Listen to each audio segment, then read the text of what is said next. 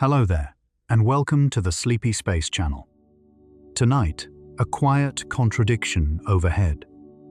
The universe contains more stars than any mind can hold, scattered through space in every direction, and yet most of what we see when we look up at night is darkness. By simple geometry, every line of sight in a starry universe should eventually meet the surface of a star, and the night sky should glow as bright as a sun in every direction. Instead, the dark dominates the sky, and the stars are the exceptions. Tonight we follow that contradiction all the way down, through atmospheric scattering, the finite age of the cosmos, the stretching of space itself, and the wider light our eyes were never built to see. If you find these explorations worth your time, a like or a subscribe helps the channel reach others who do. Thank you for being here. But for the next 2 hours, none of this is anything you need to hold. Settle in. Let your shoulders soften. Let your breathing slow. Let the day fade away. Let's begin. On any clear night, the sky above offers a quiet contradiction. The eye sees a small number of stars scattered across an enormous field of black. Most of what is visible overhead is not light at all. It is darkness, the space between the stars, the gaps between the constellations, the long, empty stretches where nothing seems to be. And yet the universe is enormous.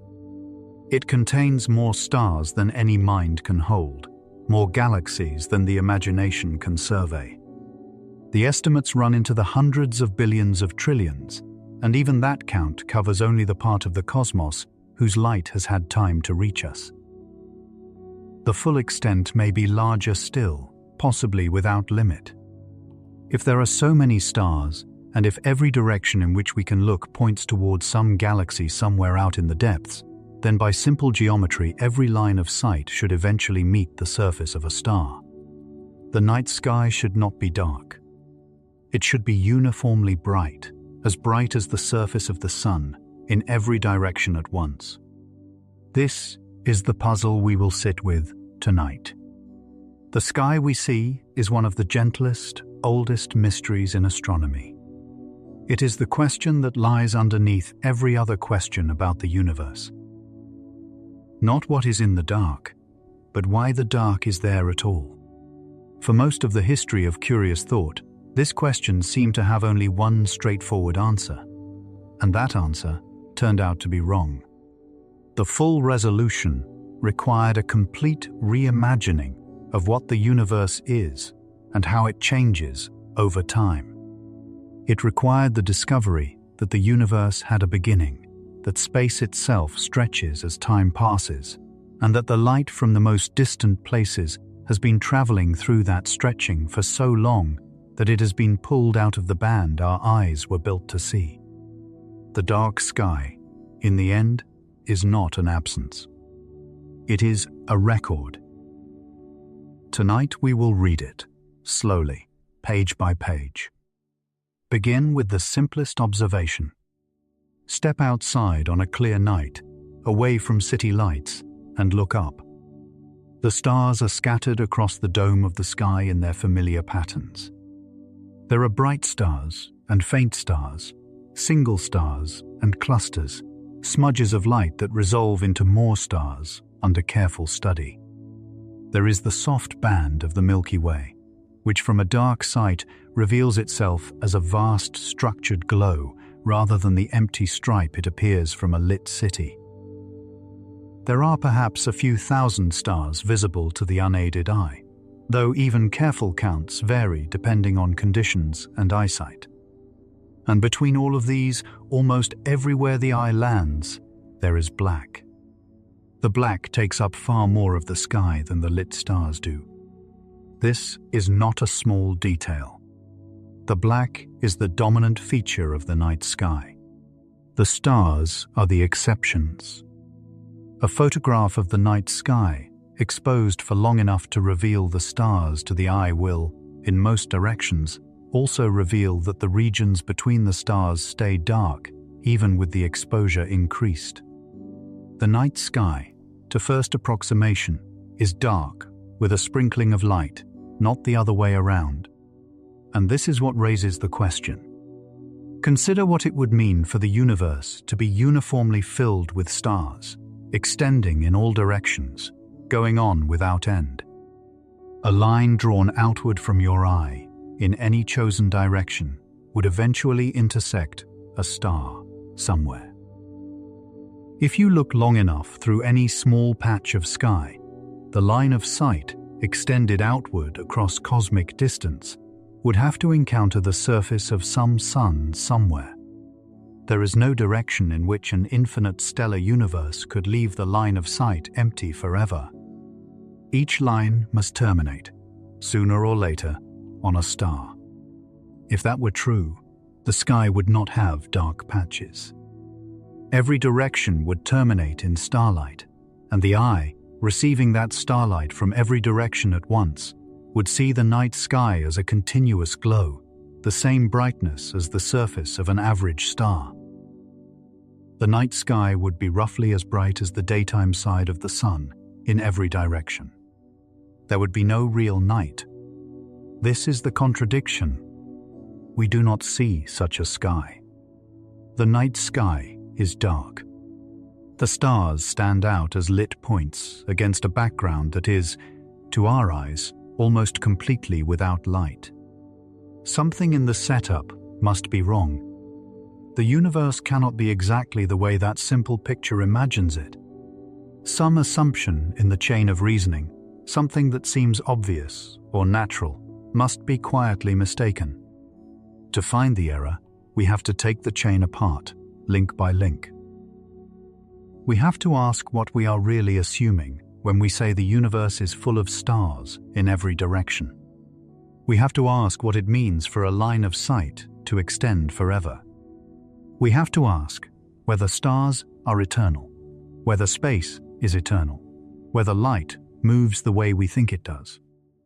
Each of these questions, taken seriously, leads to a different answer than the one we started with.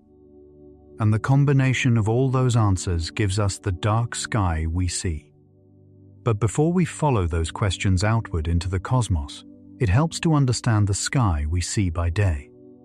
The contrast between day and night is itself worth attention. The daytime sky is bright. The nighttime sky is dark. The reasons for this everyday alternation are part of the answer to our larger question, and they involve nothing more exotic than the air above your head. The first piece of the puzzle is here, in the atmosphere that surrounds the Earth. Before we go to the edge of the observable universe, we must spend a little time in the air. It is worth pausing here on the strangeness of the question itself. The dark night sky is one of the most common experiences any human can have. Anyone who has ever spent a night outdoors away from city lights has seen it. For most of human history, this dark sky with its scattered stars was the universal backdrop of nighttime existence. Children grew up looking at it. Travelers navigated by it. Astronomers catalogued its features. Poets wrote about it. And yet, for almost all of that time, no one quite saw the dark sky as a thing requiring explanation. The dark was just the dark. The stars were the things to notice. The space between them was, if anything, simply where there were no stars. It took a particular kind of careful thought to notice that the dark itself was strange. The thought required taking seriously the idea that the universe is full of stars in every direction, working out what that would imply, and then comparing the implication to what we actually see. The implication is a bright sky. We see a dark sky. The mismatch, once noticed, refuses to go away. It points at something deep about how the universe is arranged. This is part of what makes the dark sky question so rewarding to sit with. It is built from materials that are entirely ordinary. There is no need for special equipment, no need for unusual locations, no need for advanced mathematics in the initial framing. Anyone who has counted stars and noticed the gaps between them has all the data needed to pose the question. The question itself is the start of cosmology. From it, an enormous amount of further investigation follows. But the question can be asked by anyone, at any time, simply by looking up. The familiar rhythm of day and night arises because the Earth rotates. One side of the planet faces the sun, and on that side, the day is bright. The other side faces away, and on that side, the night is dark. This much is obvious, but it does not finish the explanation. It does not tell us why the daytime side is bright everywhere, not only in the small patch of sky where the sun sits. If sunlight were a beam, it would illuminate only what it directly struck. Shadows would have hard, well-defined edges. The rest of the sky would stay dark. We would see the sun as a bright disk surrounded by black, even at noon. The sky around the sun would be just as dark as the sky at midnight, only with a single bright point in it. That is not what we see. The daytime sky is uniformly bright. Even far from the sun's position, even in the direction opposite to where the sun sits, the sky still glows blue. The brightness fills the whole dome of the heavens. The sun, though responsible for that brightness, is only a small piece of it. The rest of the bright sky is something else, something the sun creates indirectly. To understand what the day is doing differently from the night, we have to look at what the atmosphere does to sunlight. This will turn out to matter in a way that goes far beyond our own planet. The same principle that lights the sky over a meadow at noon also explains why the moon's daytime sky is black, why Mars's daytime sky is a pale orange, and why Venus's daytime sky glows a sullen golden color with no visible sun. Each of these worlds receives the same sun, the same incoming light. They differ in what their atmospheres do with that light once it arrives. And the difference is the same difference that turns our blue day into the dark night sky we are puzzling over now. To understand the dark sky of the universe, we first have to understand the bright sky of Earth. And to understand that, we have to look at the air. The atmosphere of the Earth is a layer of gas surrounding the planet. From the ground, it does not look like much. It looks like air. But this air, taken collectively, is doing remarkable work with the sunlight that pours into it. When sunlight from above enters the atmosphere, it does not simply pass through and continue on its way to the ground. It interacts with the gas molecules along its path. Most of the interactions are gentle. The light deflects slightly, changes direction by a small angle, and then continues. Some of the photons are absorbed and re-emitted. Some are simply scattered, sent off in a new direction without changing wavelength. The most important of these interactions is the scattering of light by gas molecules. Each air molecule is small compared to the wavelength of visible light. When a photon passes by such a molecule, the electrons in the molecule oscillate in response to the photon's electric field, and that oscillation re-radiates the energy as a new photon in a new direction.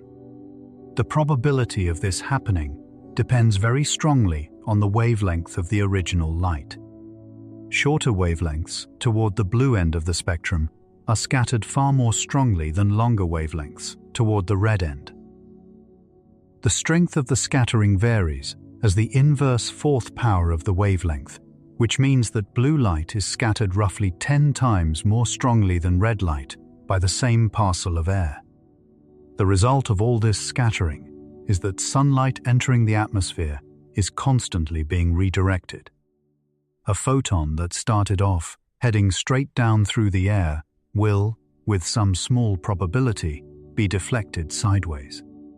The deflected photon may then encounter another molecule and be deflected again.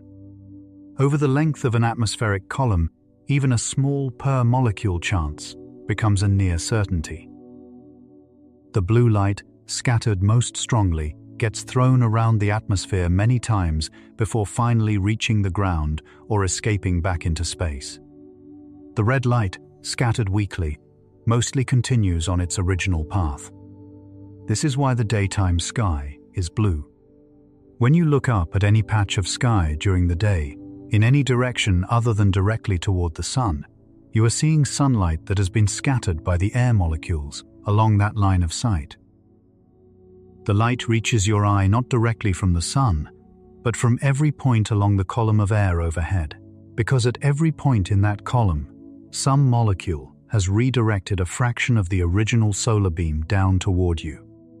The sky appears bright because it is full of redirected sunlight. The sky appears blue because the redirected light is preferentially the blue portion of the spectrum. This is also why sunsets are red. When the sun is low on the horizon, its light has to pass through far more atmosphere on its way to your eye than it does at noon. The path length through air at sunset can be 20 or 30 times longer than the path at noon. Over that long path, almost all of the blue light has been scattered away. Only the longer wavelengths come through largely undeflected. So the sun, viewed at sunset, looks orange or red because the blue has been removed from the direct beam before it reached you. The sky immediately around the setting sun takes on similar colors, sometimes deepening into rich oranges and reds as the path gets longer still. The same atmospheric layer that scatters blue light during the day also scatters it during the night, but at night there is no sunlight pouring into the atmosphere for it to scatter. The molecules are still there. The scattering properties are still there. What has changed is the source. With no sun illuminating the air has nothing to redirect. It becomes effectively transparent to the eye, and the only light reaching you from any given direction is whatever happens to be coming from beyond the atmosphere along that line of sight. From most directions, that is the dim light of the distant stars, or the dimmer glow of more diffuse sources. From a few specific directions, that is, the moon, or a planet, or a particularly bright nearby star. The dark sky of night is what you see when the atmospheric scattering reservoir is empty. So the brightness of the daytime sky depends entirely on having an atmosphere thick enough to do the scattering. Take that atmosphere away, and even the daytime sky goes dark. This is exactly what happens on the moon. The moon has almost no atmosphere at all. It has a thin exosphere of stray atoms, far too rarefied to scatter light meaningfully. The sky overhead on the moon, both by day and by night, is the same uniform black. When the sun is up on the moon, the lunar surface is brilliantly lit. The rocks reflect sunlight directly. The dust scatters sunlight from particle to particle along the ground. An observer standing in the lunar daytime would see a bright lit surface stretching out around them. But the sky overhead would still be black. There is no air to scatter sunlight sideways into the line of sight, so the sky simply reveals what lies behind it. What lies behind it is the same near-empty space that fills the sky at night. Day on the moon is a black sky over a white floor. The contrast is strange to imagine. On Earth, when we step into shade on a sunny day, we are still in plenty of light. The shade is dimmer than the sunlit ground next to it, but it is far from dark. Light reaches the shaded area from every direction of the sky, even though the sun itself is not visible. We can read a book in the shade without trouble. We can walk through it without stumbling. The shade is illuminated by the brightness of the rest of the sky. On the moon, that is not true. A shadow on the lunar surface is dark, in a way that no shadow on Earth ever is. The walls of a lunar crater that lie out of the direct sunlight receive almost no scattered light from above, because there is no atmosphere to do the scattering. The contrast between the lit ground and the shadowed area is enormous. Stand at the edge of a lunar shadow, and your boot can be in sunlight, while your other boot is in pitch dark a foot away. This is the world without an atmosphere.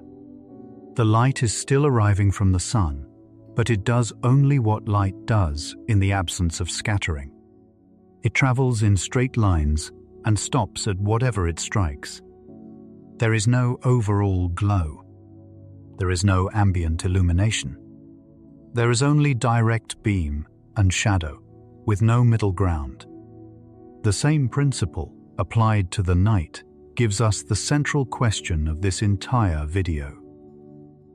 The dark sky we see on Earth at night is the sky we would see at any time, day or night, if our planet had no atmosphere. The atmosphere reveals only the daylight version of itself by scattering the sun's light around the sky. At night, with the sun on the other side of the Earth, the atmosphere becomes effectively transparent overhead. Through it, we see the universe directly. And the universe, viewed directly, is mostly dark, with a sprinkling of stars. That sprinkling is what we have to explain. Why so few visible stars in a universe that, by every other measure, should be packed full of them? The atmosphere is not hiding the rest. We can see clearly through it at night. If the universe were a uniform bright background, we would see it as a uniform bright background, atmosphere or no atmosphere. The atmosphere lights the daytime sky. It does not darken the night sky. The dark night sky is the universe's own face, and that face is the one we now have to understand. But before we move to the cosmic explanation, we will spend one more chapter on a smaller, more practical confusion.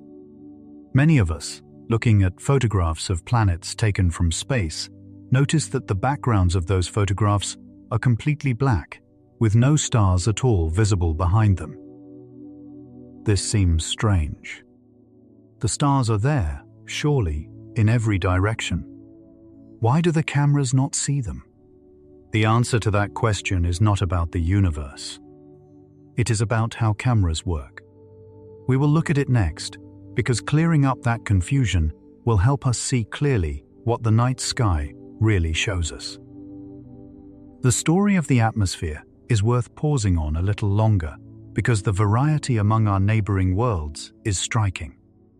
Each world in the solar system has its own version of the bright daytime sky question, and the answer in each case depends on the kind of atmosphere that world happens to have.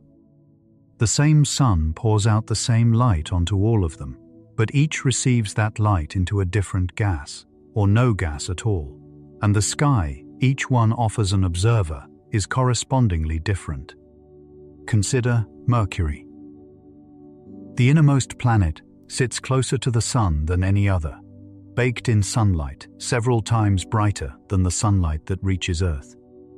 But Mercury has only the faintest excuse for an atmosphere.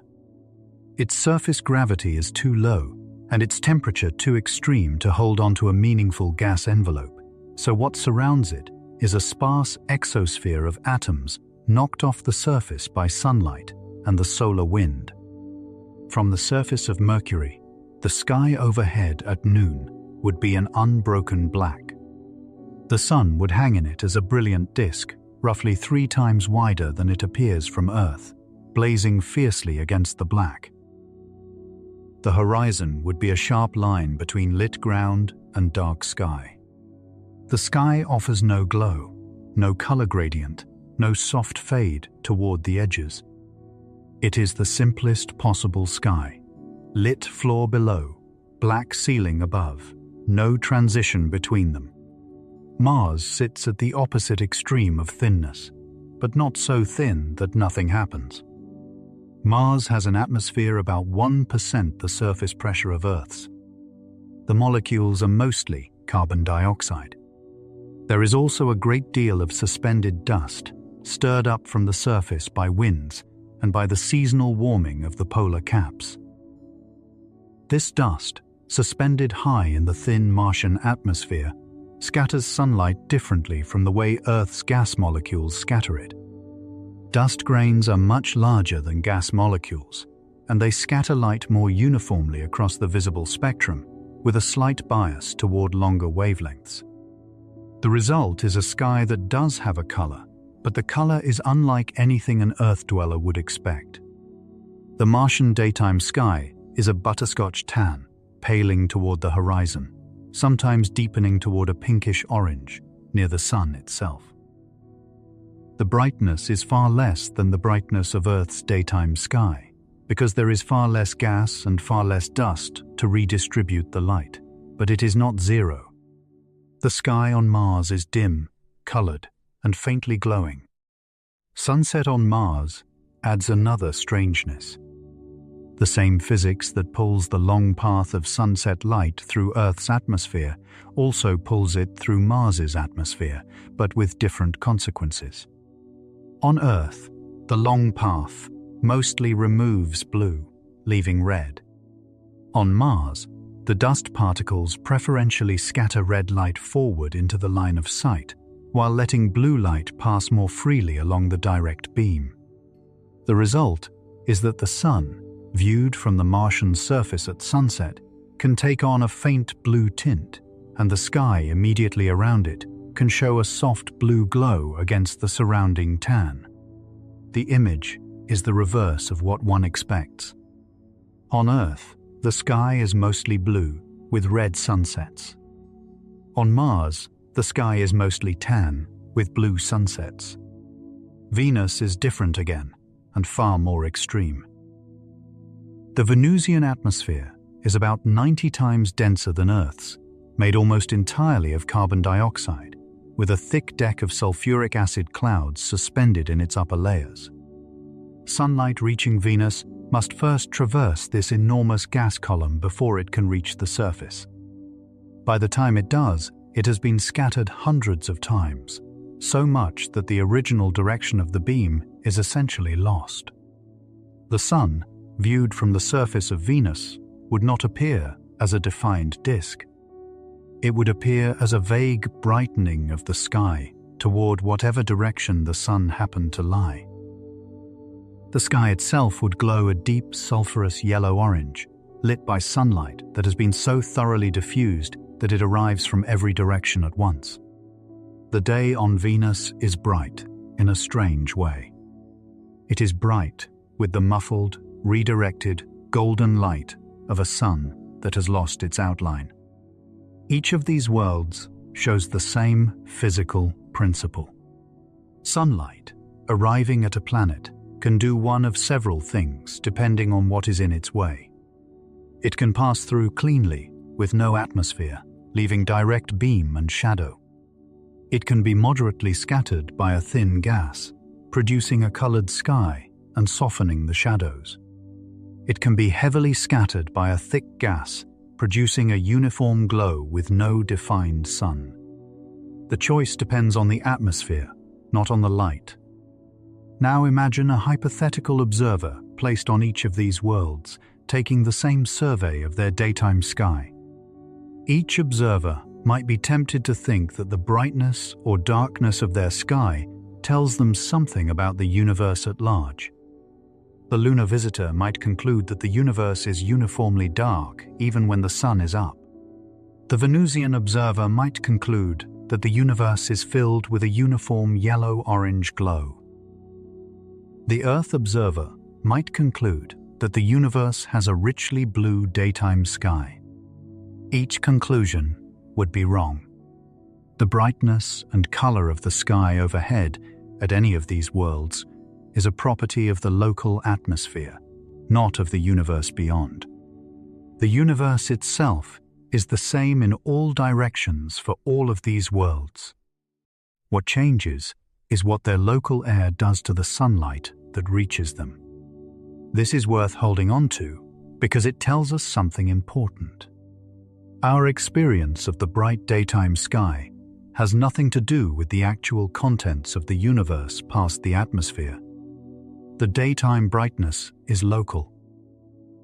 It is the work of the gas around us. The universe, in any direction we cannot see through that gas, is something else entirely. To know what the universe itself looks like, we have to look at it when the atmosphere is not in the way. That happens at night. At night, when the side of the Earth we stand on faces away from the sun, the atmosphere overhead becomes effectively transparent to the eye. There is no sunlight pouring in to be scattered into a uniform glow. The molecules of the air are still there. The scattering properties are still there. But there is nothing to scatter. The atmosphere becomes a window. Through that window, we are looking directly at the universe. Whatever the night sky looks like, that is what the universe looks like in the optical band from where we stand. The night sky is mostly dark. That is the truth our window shows us. There are stars in every direction, yes, but they are sparse. Most of the dome of the sky is filled with regions where no individual star is bright enough for the eye to detect. From a perfectly dark site, with eyes thoroughly adapted to darkness, an observer can see perhaps 2,000 or 3,000 stars at once. These are scattered across a sky containing an enormous solid angle, and they occupy only a tiny fraction of it. The rest is the dark we have been talking about. The rest is the question. If the universe were uniformly filled with stars going on forever, that dark could not exist. The directions in which the eye sees no star should still, by the geometry of an infinite stellar universe, terminate eventually on the surface of some star. The eye should see starlight in every direction. The fact that it does not, the fact that the dark dominates the night sky, is the evidence that something about the universe's structure is different from the simple picture we started with. We have ruled out the atmosphere. The atmosphere is transparent at night. The universe itself is the source of the darkness we see. Now we have to ask, what about the universe makes the night sky look the way it does? But first, one more small detour. Because before we go to the cosmic explanation, there is a practical confusion that often muddies people's intuitions about the night sky, and it has to do with how cameras in space record what they see. The next chapter clears that up. Almost everyone has seen photographs of planets and moons taken from spacecraft. The famous images from the Apollo missions show astronauts on the lunar surface, with the moon's grey ground stretching toward the horizon and the sky above completely black. Photographs of Saturn from passing probes show the planet in stunning detail, with its rings stretching out around it, suspended against a background of pure, unrelieved black. Photographs of the Earth from orbiting spacecraft show the curve of the planet glowing against the darkness of space, with no stars visible behind it. The pattern is consistent. Wherever the foreground is bright, the background is featureless.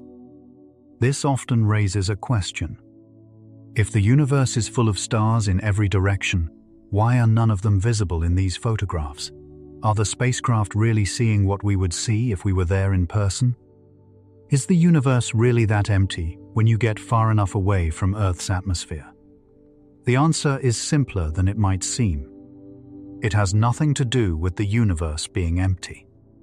It has everything to do with how cameras work and what they have to do to produce a usable image. Every camera, whether in space or on the ground, has to make a choice about how much light to collect before forming an image. This choice is governed by the exposure. The exposure is essentially a measure of how long the camera's sensor, or film, is allowed to gather light before the image is read out and recorded. A short exposure gathers little light, freezing fast motion and preserving detail in bright subjects. A long exposure gathers much more light, revealing faint sources but also blurring any motion and saturating any bright source. The trade-off between these two extremes is a fundamental fact of photography. When a spacecraft camera photographs the surface of Saturn, the situation is straightforward. Saturn is brilliantly lit by sunlight. The planet is the brightest thing in the field of view by an enormous margin. The cloud bands are clearly visible. The rings are clearly visible. The contrast across the planet's surface is high. To capture all of that detail, the camera must use an exposure short enough to preserve the highlights. If the exposure is too long, the planet will saturate the sensor, turning into a white, featureless blob, and the carefully designed instrument will have failed at its primary purpose. A short exposure suited to Saturn is far too short to reveal the background stars. The stars are faint by comparison with the planet, by many factors of 10,000 or more. In the brief moment the shutter is open, the stars simply do not deposit enough light on the sensor to be detected at all. They are below the noise floor of the camera. They contribute no signal. The result is a perfectly exposed image of Saturn, suspended against a background that records as zero light, which renders in the final image as solid black. This is not the camera failing. This is the camera succeeding at what it was asked to do. The black background is not a claim by the camera that space is empty. It is a consequence of the exposure choice that was required to capture the bright planet correctly. If the same camera were instructed to take a long exposure suited to revealing background stars, Saturn would saturate and lose all of its detail. The image would show some stars, faintly, and a large bright blob where the planet used to be. This image would be useless for studying Saturn. It would be useless for studying the stars too, because Saturn's overwhelming brightness would scatter light through the optics and contaminate the rest of the frame. So the engineers and astronomers who plan the operation of these spacecraft do not even try to take both kinds of image at once. They choose the exposure that serves the scientific purpose at hand. For planetary imaging, that almost always means short exposures, which means apparently starless backgrounds. The stars are there. The camera simply cannot see them at the same time as the planet. The same principle explains why the Apollo photographs from the lunar surface rarely show stars. The astronauts were photographing in lunar daytime. The ground was brilliantly lit by direct sunlight, with no atmosphere to soften the contrast. The white spacesuits worn by the astronauts reflected sunlight with high efficiency, making them effectively miniature suns within the frame. The cameras carried by the crews were set up for these very bright subjects. The exposures were short. The stars overhead, dim by comparison, never had a chance of registering on the film. The result was photographs of astronauts on a brightly lit surface, with the sky above appearing as solid black. This is sometimes pointed to by people who doubt the authenticity of the Apollo missions, who argue that the absence of stars in the lunar photographs is proof that the photographs were faked. The argument is incorrect. The absence of stars in those photographs is exactly what one would expect from photographs taken in lunar daytime with appropriate exposures. The presence of stars in those photographs would have been the surprising and suspicious detail. The cameras did exactly what the physics of photography requires them to do. There are a few exceptions. A small number of Apollo photographs, taken with longer exposures and away from the brightest reflective surfaces, do show faint stars in the background. These are uncommon because the practical purpose of the cameras was to document the astronauts and their geological work, not to catalogue the celestial background. But where the exposure was right, the stars are there, as they always were. The universe, photographed appropriately, is anything but empty. When cameras in space are pointed at regions of sky, with no bright foreground, and when those cameras are given long exposures and high sensitivity, the images that come back are extraordinary. Long exposure images from orbiting telescopes show fields of galaxies so dense that the eye cannot easily count them.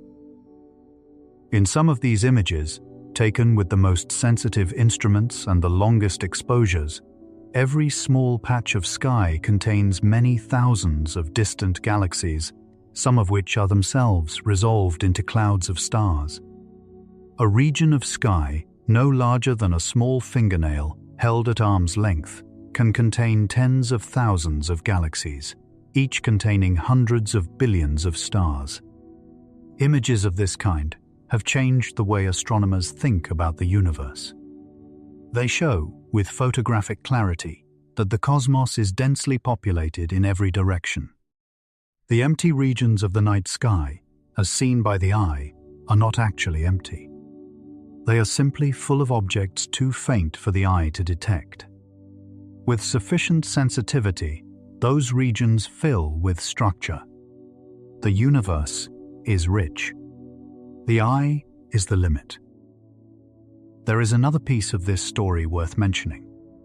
When astronauts photograph the night side of the Earth from orbit, with appropriate cameras and exposures, the images that come back show the Milky Way arching across the heavens in spectacular clarity. The same Milky Way that is hard to see from cities on Earth, washed out by light pollution and atmospheric haze, becomes overwhelming when photographed from above the atmosphere with the right equipment. The orbital night sky is not dark to a sensitive camera. It is full of stars, full of structure, full of the bright band of our home galaxy. The blackness in the planetary images is a function of which exposures the engineers chose, not a description of what is really there. So we can set aside the impression that the universe is empty because some photographs make it look that way. The photographs are honest about their exposures, but they are not transparent about what the exposures imply. The universe is densely populated. The stars are everywhere.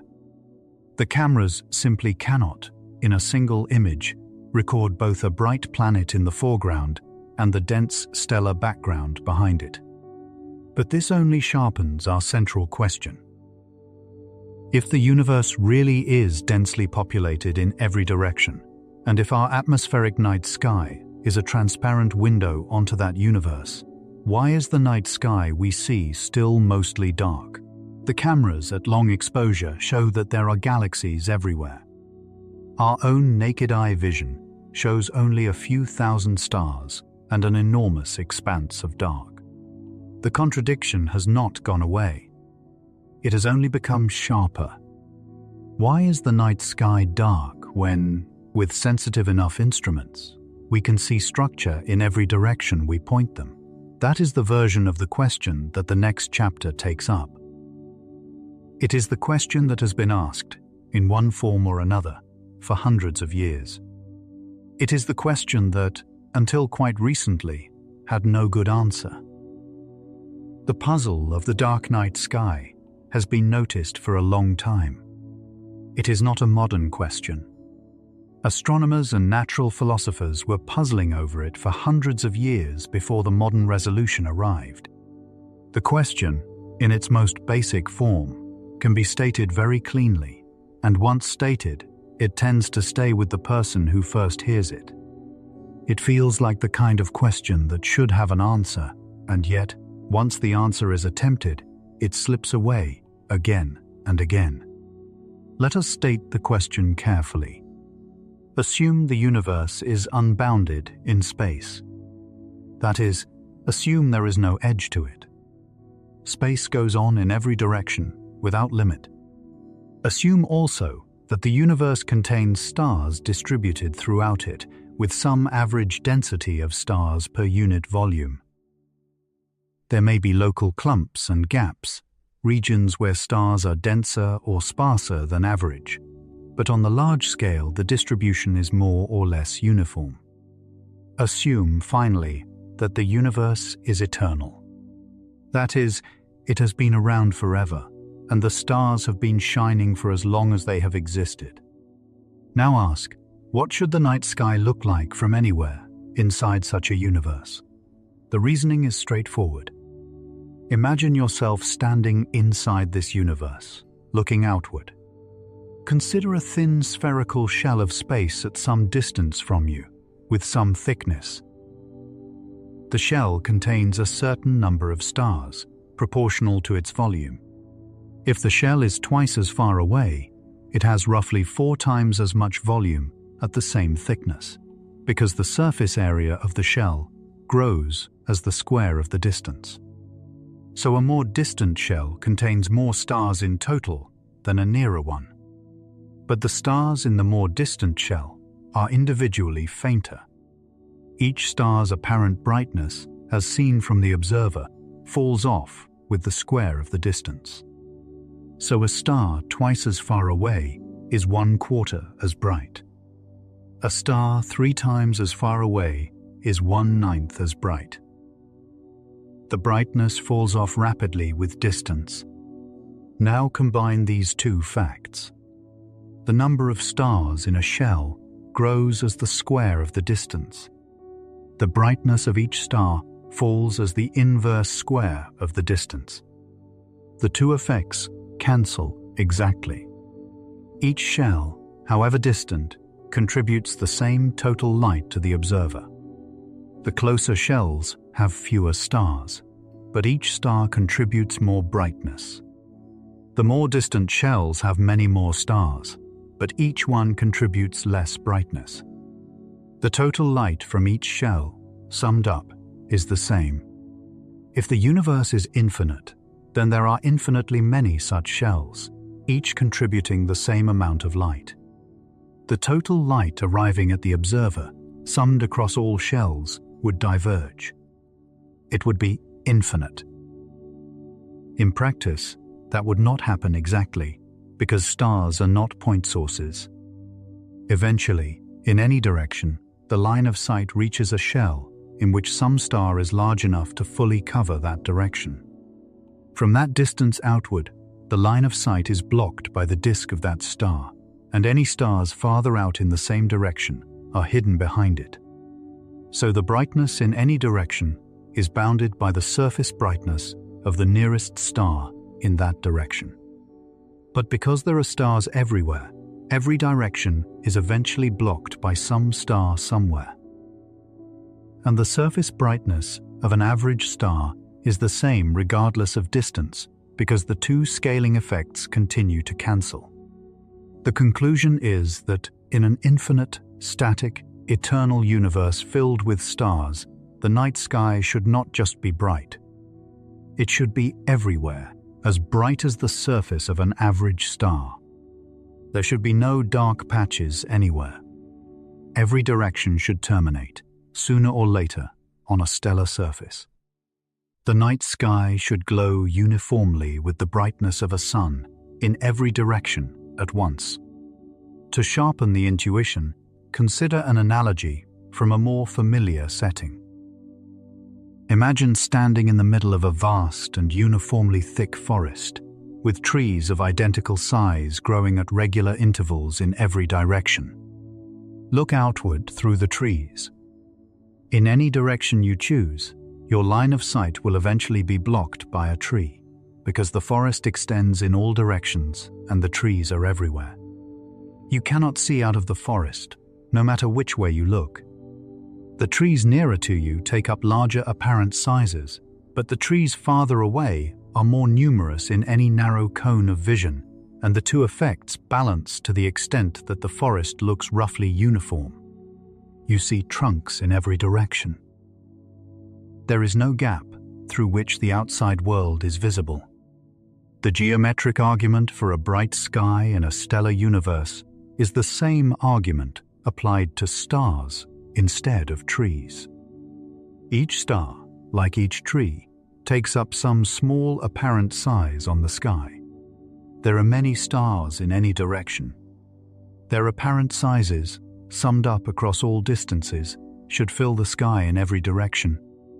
The eye, looking outward through a forest of stars, should see only stars, with no dark gaps. The forest analogy is useful because it makes vivid what would have to be true for the dark sky we actually see to make sense. The forest, to allow gaps in your line of sight, would have to be young, or finite, or stretching out from under you as you look. None of those conditions sounds like an ordinary forest. The eternal, static, infinite picture of the universe is, in that sense, like an old and unchanging forest. The actual universe is more like a young forest, still growing into itself, with light still arriving from new directions as time passes, and with the forest floor itself spreading underneath the trees while they grow. The gaps we see between the stars are exactly the kind of gaps such a young, growing forest would have. That is not what we see. The night sky is dark. The stars are scattered points. The brightness is far less than the brightness of a stellar surface. Something in the setup of the argument must be wrong. This puzzle, in essentially this form, was already being noticed by careful observers and thinkers in the 17th century. The argument is straightforward enough that anyone willing to work through the geometry can derive it. Several writers, including some of the great natural philosophers of that era, noted that the dark night sky seemed to require either a finite universe or an arrangement of stars more complicated than the simple uniform distribution, or some other auxiliary feature not present in the basic picture. By the early 19th century, the puzzle had been picked up and discussed in detail by a German astronomer who gave it a thorough mathematical treatment. He laid out the argument carefully and proposed his own resolution, which we will come to in a moment. The puzzle has been associated with his name ever since, often called Olber's paradox in his honor, even though he was not the first to notice it. He gave it the clearest statement and the most prominent attention of his era. For the better part of the next century, the paradox was treated as a curiosity. It was a logical puzzle to be resolved with a clever auxiliary assumption. Various proposed assumptions came and went. Each tried to keep the basic picture of an eternal universe filled with stars, while adding some feature that would explain the dark sky we actually see. None of these proposals quite worked. Each was vulnerable to a counter-argument that brought the paradox back. The puzzle persisted as a quiet, unresolved itch in the back of cosmological thought. It was only in the 20th century, with the discovery of cosmic expansion and the realization that the universe had a finite age, that the paradox was finally given a clean and physical resolution. Before that, every proposed answer fell short. The reason every proposed answer fell short is itself instructive, because it shows us what the question is really asking. The question is not really about stars. It is about the structure of the universe at its largest scales. The dark sky is a window onto cosmology, even though it does not look like one. To see why, consider what we have just established. The simple geometric argument shows that in an infinite, static, eternal stellar universe, the sky should be bright. The sky is dark. Therefore, at least one of the three assumptions, infinite, static, or eternal, must be wrong. The dark sky is evidence about the structure of the universe. It is data. The natural philosophers of past centuries did not have the tools to follow this evidence cleanly. They tried to preserve the infinite, static, eternal universe by adding extra features. Dust between the stars. A finite count of stars within a finite region. A hierarchical distribution of stars in clusters within clusters. Each of these proposals was an attempt to dissolve the paradox without abandoning the underlying picture. We will look at each of them in the next chapter, and we will see why each of them ultimately fails. The failures are interesting in themselves, because they show that the paradox cannot be patched. It cannot be made to go away with a small adjustment. It demands a deeper reconsideration of what the universe is. Once that reconsideration is made, the paradox dissolves on its own. The dark sky becomes natural. The brightness predicted by the simple argument was the artifact, not the dark sky.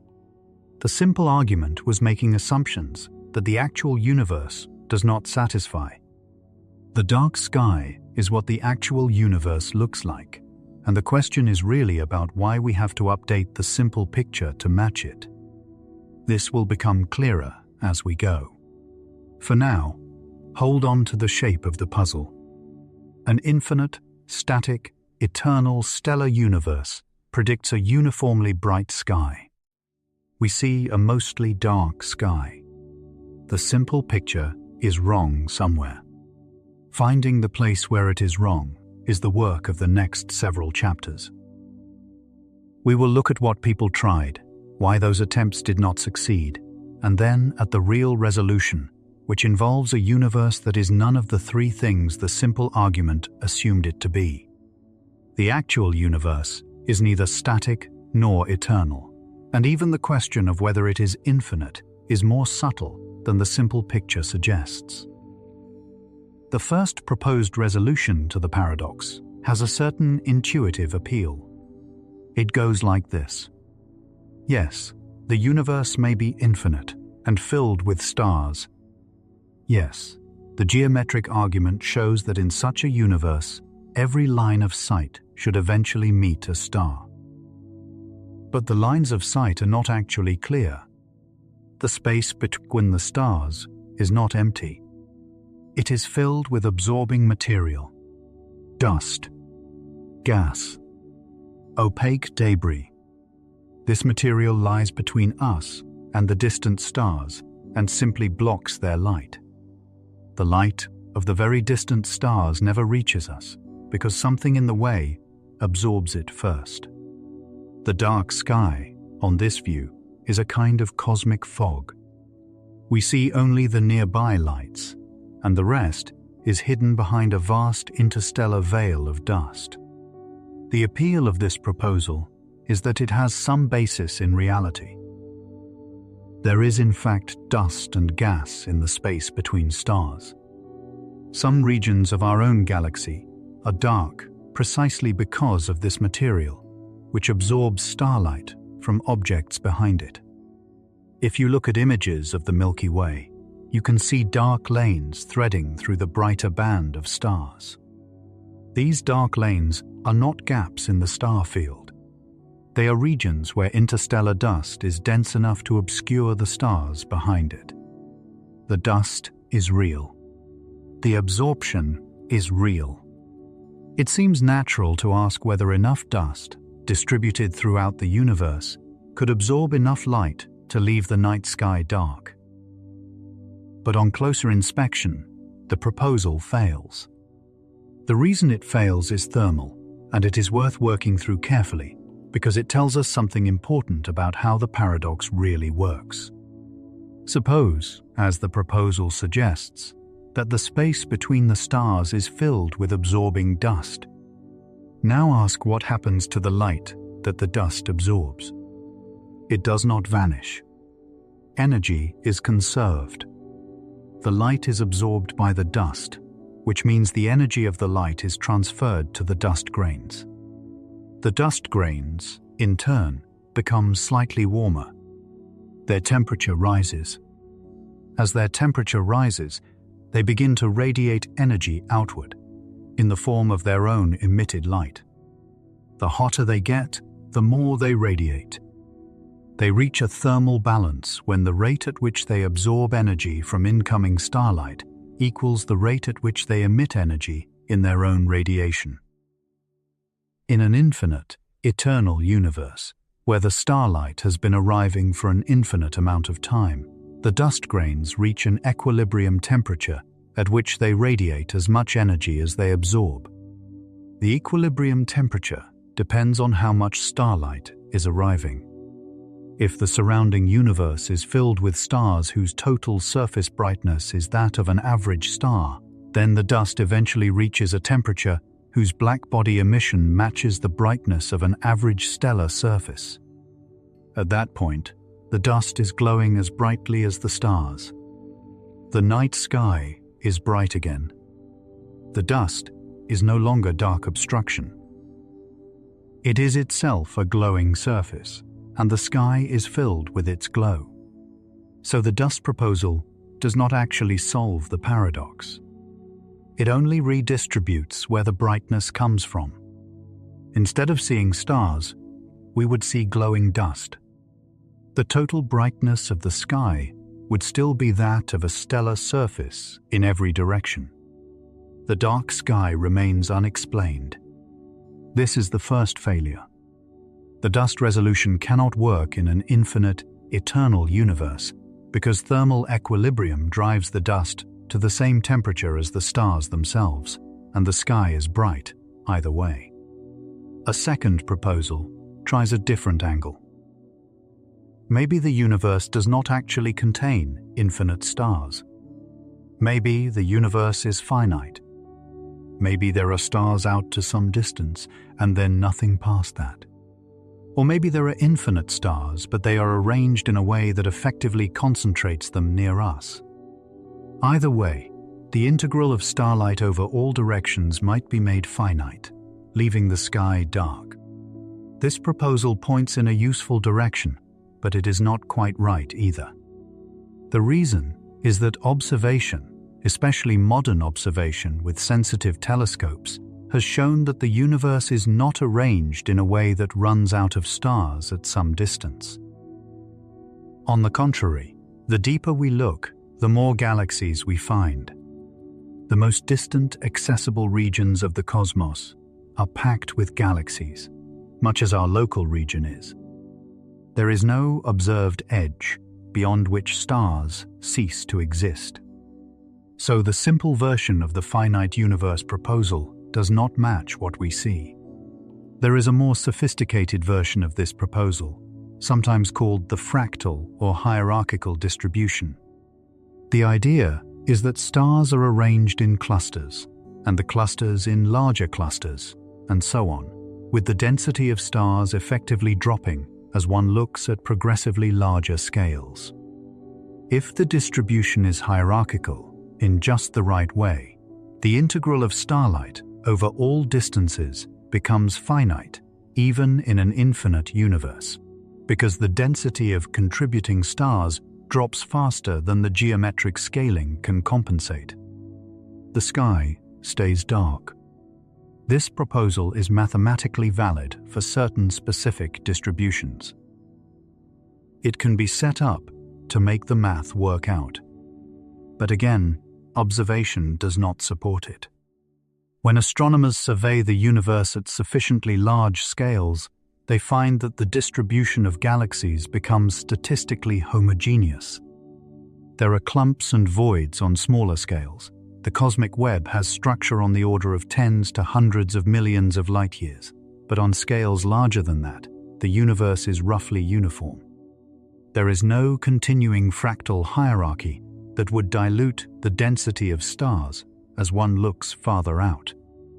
The required arrangement to dissolve the paradox is not what the universe actually does. A third proposal, sometimes raised in the older discussions, points out that even with an infinite stellar universe, the actual amount of light at our location depends on the average surface brightness of the stars, the average density of stars, and the effective volume of the universe contributing to the light. If those numbers are arranged just so, perhaps the total brightness could come out finite.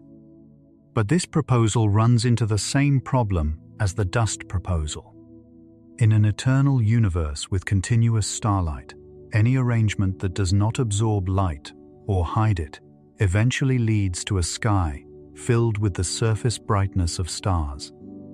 The geometric argument is robust. So we have, in summary, 3 failed resolutions. Dust between the stars fails. because the dust eventually thermalizes and glows. Finite numbers of stars fail because observations show the universe is densely populated wherever we look. Hierarchical distributions fail because the actual large-scale distribution is homogeneous, not hierarchical. None of these auxiliary features can do the work the paradox demands. Notice what all three failed proposals share. They all try to keep the universe eternal and static. They all assume that the universe has been around forever and that it is unchanging on the large scale. They differ only in what auxiliary structure they propose to add to that picture. None of those structures can produce a dark sky in an eternal, static universe filled with stars. The lesson, slowly emerging from these failures, is that the universe itself cannot be both eternal and static. If we want to keep the dark sky we observe, we have to give up one or both of those assumptions. The auxiliary features cannot save the simple picture. The simple picture has to change. This is where the resolution really begins. Once we let go of eternal and static, the dark sky becomes natural rather than mysterious. The actual universe is not eternal. It has a finite age. The actual universe is not static. It is expanding. With those two facts in hand, the geometric argument from earlier breaks down in a clear and precise way, and the dark sky we observe falls out as a straightforward consequence. The discovery that the universe has a finite age and is expanding came in the early 20th century through a combination of theoretical work in general relativity and observational work on the spectra of distant galaxies. We will not retrace the full history of those discoveries in this video, because they belong to a much larger story. But the key facts can be stated cleanly, and they are what we need to resolve the paradox we have been carrying. The universe had a beginning. Some great span of time ago, in conditions vastly different from the ones we see now, the universe came into existence. Since then, it has been expanding and cooling. The galaxies and stars and planets we see now have formed during this long expansion. Before the stars existed, the universe was filled with hot gas. Before the gas, with even hotter plasma. Before the plasma, with even more primordial states that we are still working to understand.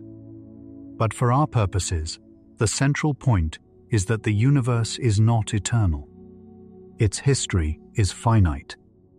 The universe is also not static. The space between galaxies is stretching over time. Galaxies more distant from us are receding faster than nearer ones, and the rate of recession grows with distance. This is the expansion of the universe, and it has direct consequences for the light traveling between galaxies. With these two facts, the paradox dissolves. The next chapter explains how. The resolution that finally works rests on the simplest possible idea once it is accepted. The universe is not eternal. It has a finite age. Some long time ago, in conditions vastly different from the ones we see now, the universe began. Since then, it has been expanding and cooling, and the structures we see in it have formed over that time. Stars appeared. Galaxies assembled. Planets condensed. All of this happened within the bubble of time that has elapsed since the beginning. There was no period of infinite stretching before this. The universe has not always been around to fill with starlight. This single fact dissolves the dark sky paradox at its root. The geometric argument that produces an everywhere bright sky assumes implicitly that there has been time for light from arbitrarily distant stars to reach us. In an eternal universe, that assumption is automatic. Every star, no matter how far away, has had infinite time to send its light in our direction. the light has had plenty of time to arrive. The integral of starlight over all distances is well defined, and it diverges, and the sky should be bright. But if the universe is only some finite age, that automatic assumption fails. Light from a star 1 light-year away takes 1 year to reach us. Light from a star 1 billion light-years away takes 1 billion years. Light from a star 10 billion light-years away takes 10 billion years. And light from a region of the universe whose distance is such that the light would take longer than the age of the universe to reach us has not yet arrived. The universe has not been around long enough for that light to make the journey. From our point of view, in the directions where the most distant possible sources sit, the sky is empty because the light is still in transit. It has not gotten here yet. It may never get here. This is the heart of the resolution, and it is worth saying it again in a different way.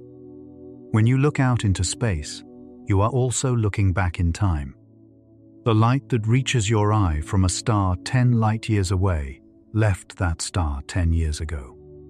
The light that reaches you from a galaxy 10 million light-years away left that galaxy 10 million years ago.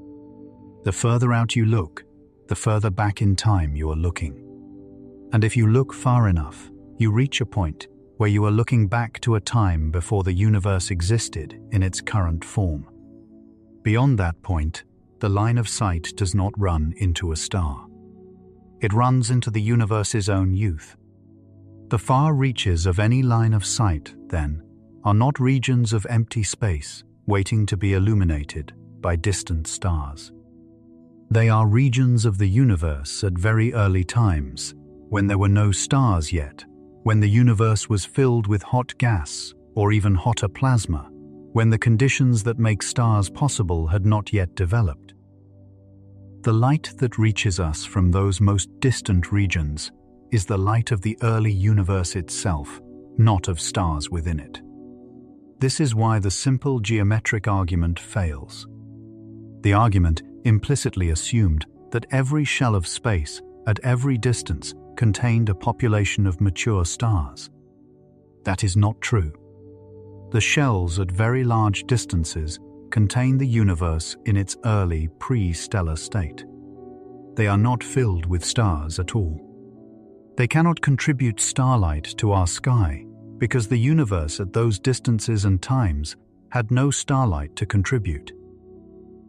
Already, just from this, the predicted brightness of the sky drops dramatically. The shells that should have contributed the most stars, because they have the most volume, turn out to contribute none. The geometric divergence stops. The integral of starlight over all distances becomes finite, because only the relatively nearby shells, where the universe is old enough to have stars, contribute to the total.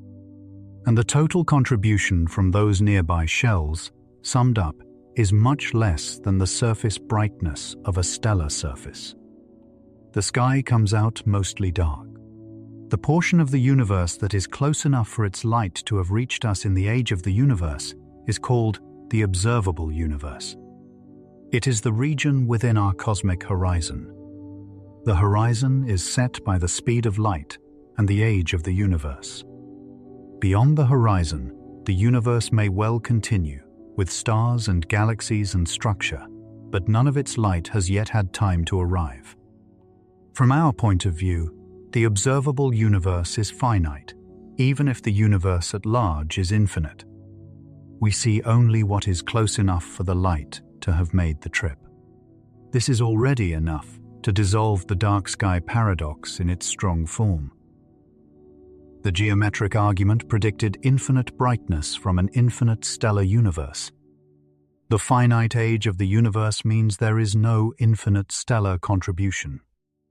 Only a finite, accessible portion of the universe can contribute light to our sky, and that finite portion does not produce a stellar surface brightness when integrated up.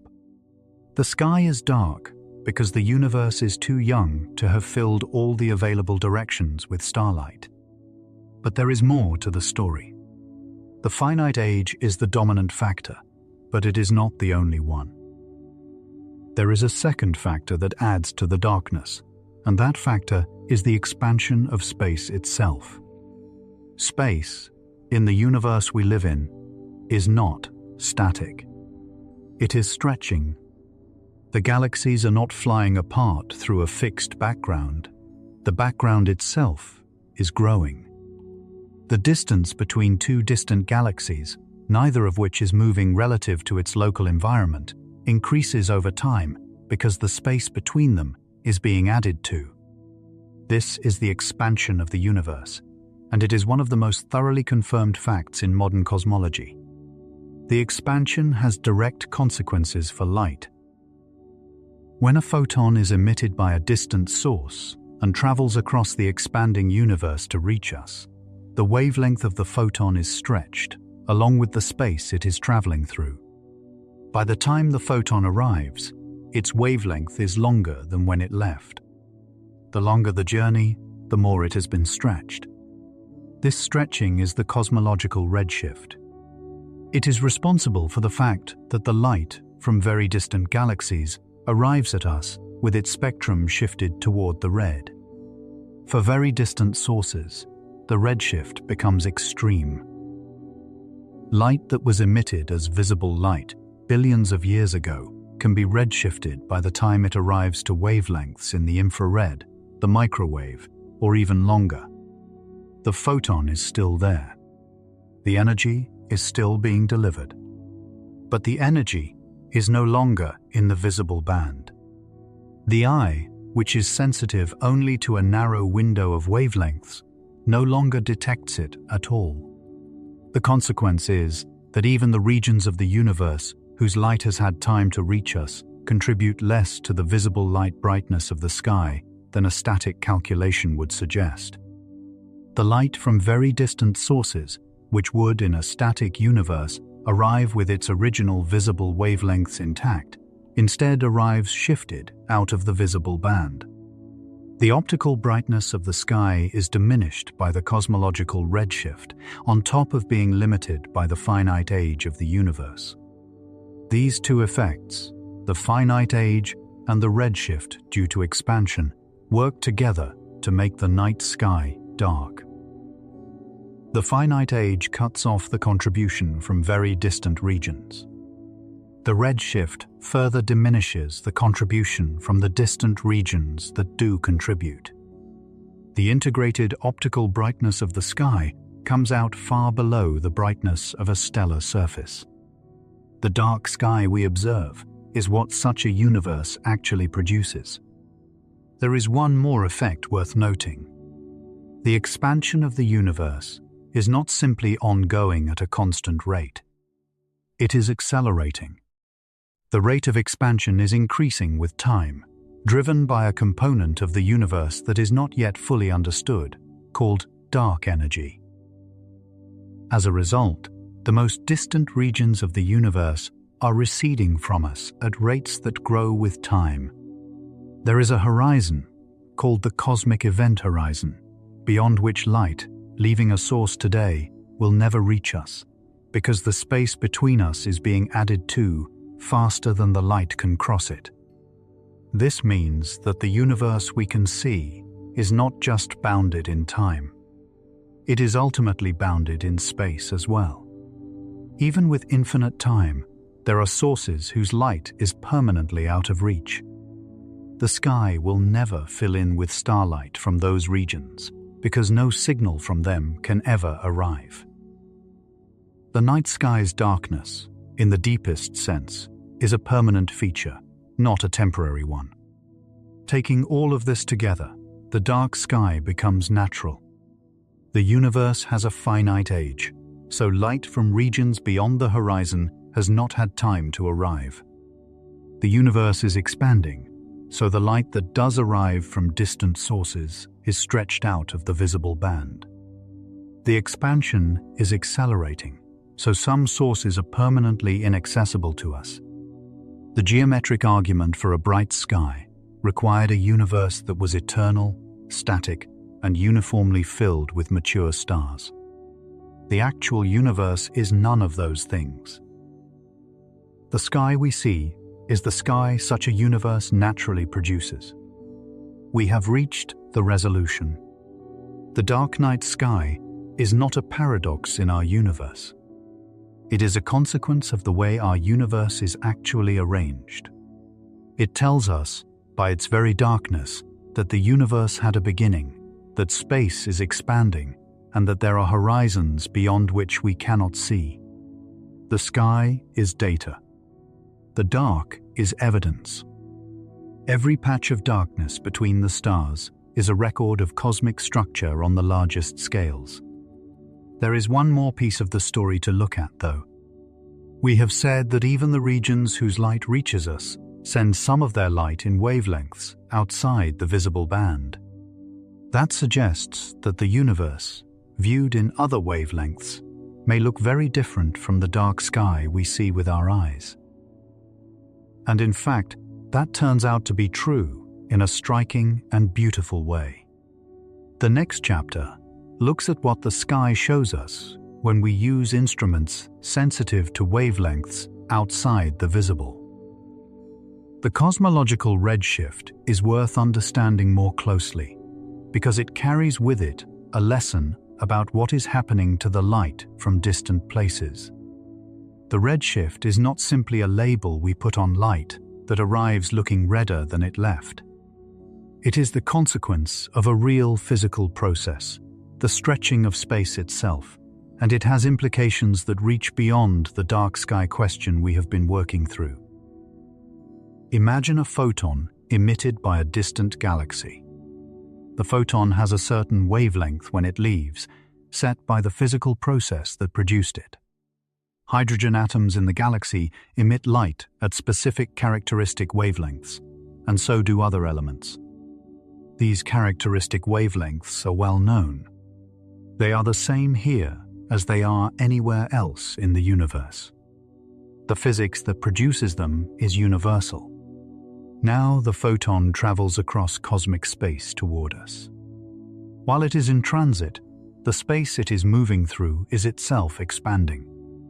The expansion is not pushing the photon, exactly. It is not adding energy to the photon. What it is doing is stretching the distance the photon has to cover, and that stretching applies to the photon's wavelength as well as to the path length. By the time the photon arrives at our detectors, its wavelength is longer than when it left, in proportion to how much the universe has expanded during the photon's journey. The factor by which the wavelength is stretched is called the redshift. A redshift of 1 means the wavelength has doubled. A redshift of 2 means it has tripled. A redshift of 9 means it has been multiplied by 10. The most distant galaxies that have been observed have redshifts of around 10 or more, meaning their light arrives at us stretched by a factor of more than 10 compared to the wavelength at which it was emitted. Light that left those galaxies as visible light arrives at us in the infrared. Light that left as ultraviolet arrives as visible. The whole spectrum has been shifted. This stretching tells us about the past of the universe. The further out we look, the further back in time we are looking, and the more the universe has expanded since the light was emitted. The redshift of a galaxy is therefore a measure of how long ago the light left, and equivalently, how much the universe has expanded since. By cataloguing the redshifts of many galaxies, astronomers can trace the history of cosmic expansion. The most extreme case, in some sense, is the cosmic microwave background. This is the leftover light from a much earlier era, when the universe was about 380,000 years old, and the hot plasma that filled the universe had cooled enough for electrons and protons to combine into neutral hydrogen atoms. At that moment, the universe became transparent to photons for the first time, and the photons that were present in the plasma began their long journey through cosmic space. Those photons have been traveling ever since, for many billions of years. The universe at that ancient moment was hot, around 3,000 degrees in temperature. The photons that decoupled from the plasma then carried a spectrum characteristic of that hot state, peaking in the visible band. If we could have observed those photons at the moment of their release, the sky would have glowed a bright orange-white in every direction, with the temperature of a cool stellar surface. But the universe has expanded by a factor of more than 1,000 since that moment. The photons that arrive at us today have been redshifted by that same factor of more than 1,000. Their wavelengths have been stretched correspondingly. The light that began as visible has been pulled into the microwave region of the spectrum. The peak of the spectrum, originally in the visible, now sits at a wavelength of about 1 millimeter. The temperature of the radiation, as measured today, is about 2.7 degrees above absolute zero. It is no longer hot orange light. It is a soft, cold microwave glow. This radiation fills the entire sky. It comes from every direction. It is the redshifted afterglow of the early universe, and it is one of the most thoroughly studied features of modern cosmology. It is the dark night sky, rendered visible at a wavelength your eye cannot see. If your eyes were sensitive to microwaves of the appropriate wavelength, you would see the entire sky glowing softly and uniformly, with no dark patches at all. The night sky, in microwaves, is not dark. It is full. This is one of the most beautiful aspects of the resolution we have been working through. The dark sky we see is dark only in the optical band, the narrow window of wavelengths the human eye happens to detect. In other wavelengths, the sky is filled with light. The cosmic microwave background is the most uniform of these other wavelength skies, but it is not the only one. The sky in infrared is full of cool stars, brown dwarfs, dust clouds glowing with re-radiated starlight, and the warm cores of forming galaxies. The sky in radio waves is full of pulsars and distant active galaxies and a steady background of unresolved sources.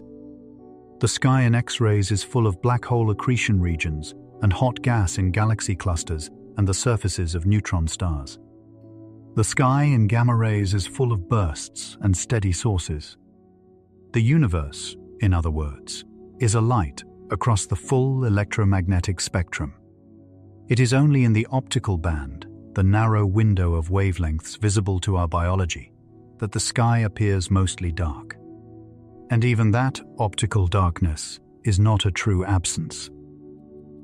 It is the result of several factors layered together.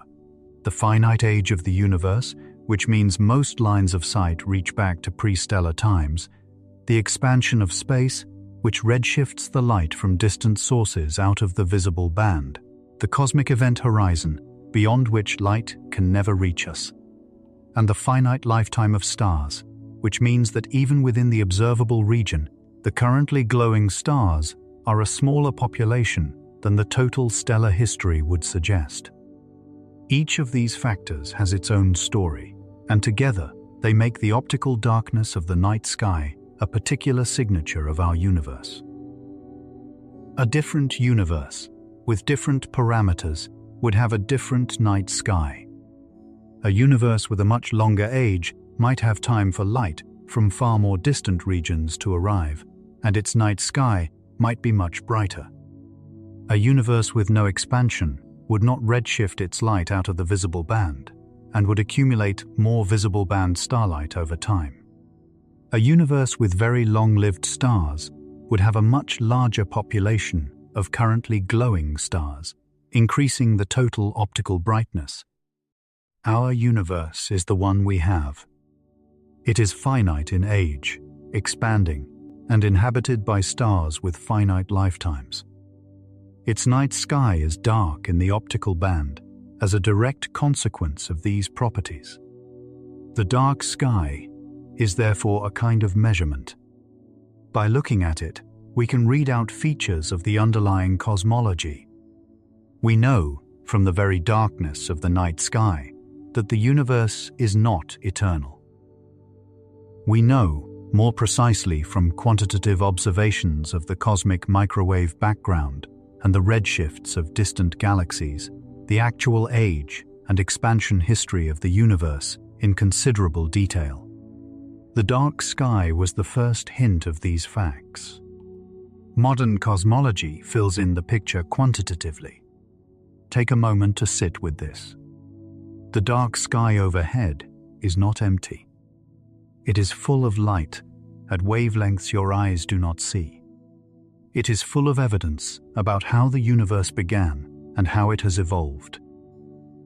It is full of history, encoded in photons that have been traveling for many billions of years to reach the small patch of biological tissue that detects them at the end. The darkness is itself information. It is the universe telling you that it had a beginning, that space is expanding, that horizons exist, and that the stars are mortal. All of that, written in the gap between the stars overhead. There is a final and gentler observation that emerges from this.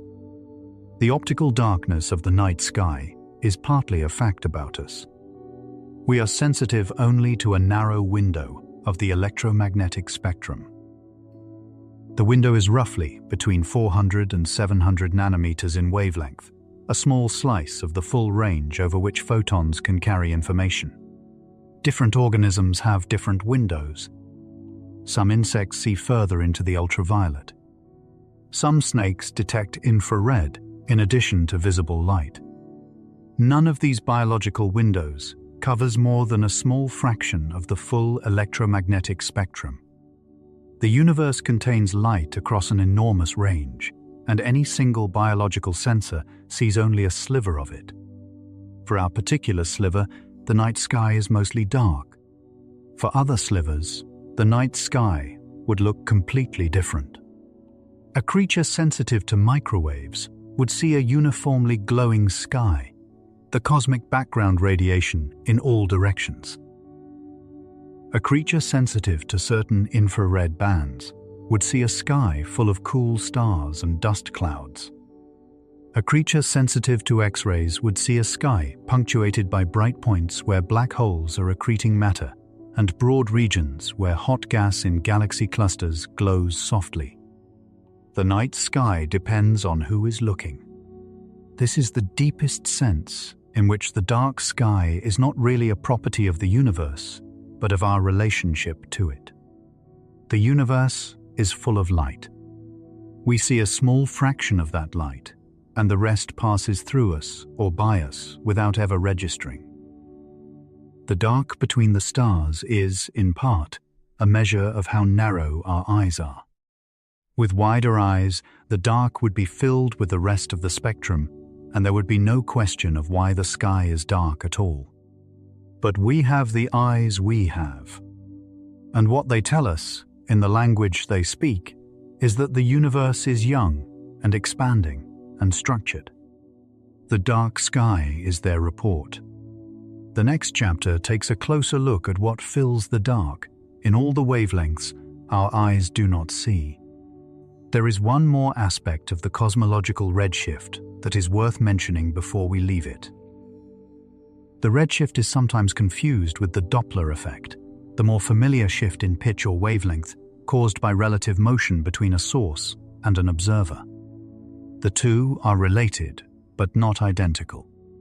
The Doppler effect arises when a source is moving relative to its surroundings through a fixed background. The cosmological redshift arises when the background itself is changing, with the source and observer each at rest in their local environments. The light is stretched not because the source is moving through space, but because space itself is growing while the light is in flight. This distinction matters for understanding what the universe is doing.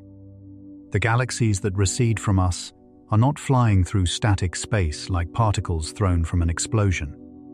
They are sitting in their local environments, more or less stationary with respect to nearby gas and galaxies, while the space between them grows over time. The recession is not motion through space. It is the stretching of space between them.